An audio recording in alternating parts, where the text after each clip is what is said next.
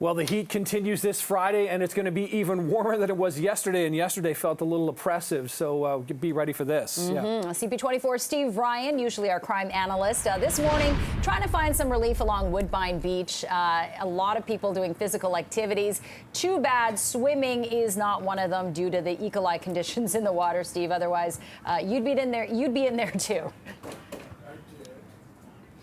Only if Nick was with me. But yes, we will not be in the water today because 4 of the beaches are closed because of the E. coli, and they are Woodbine Beach, Center Island, Sunnyside, and Marie Curtis. And there are a bunch of volleyball players behind me who you'll hear from in a minute, and I had to break it to them as well because they were planning on going into the lake after their volleyball game, but they can't because of the E. coli. So yes, Jen, I agree. There are many people down here doing a lot of physical activity, volleyball, running, on their bikes, and there's the board up again reminding people of those 4 beaches that are closed because of the E. coli. Woodbine Beach again, Sunnyside Beach, Center Island, and Marie Curtis. Those 4 beaches are off limits when it comes to going into the lake because of the E. coli readings.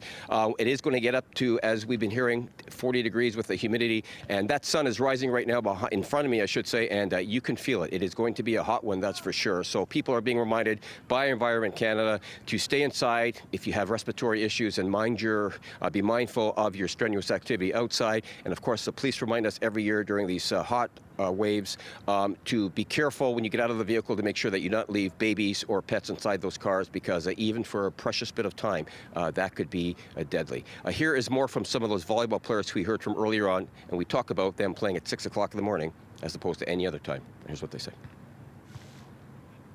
It does affect everyone, of course. So what we do is we wear our hats, we get water with us, extra water, and we tell people if they feel tired, just take a break. And we usually try not to play around noon, from noon to like 3, 4 o'clock.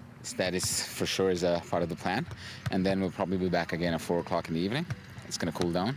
And we'll also take a dip, so that's going to help us a lot. That's for later. Right now, it's beautiful. So if you are feeling the heat, there is a bit of a cooler breeze coming off the lake here, and it is a nicer spot to be, of course. And if this is where you want to get some relief, the beach would be a good point to be.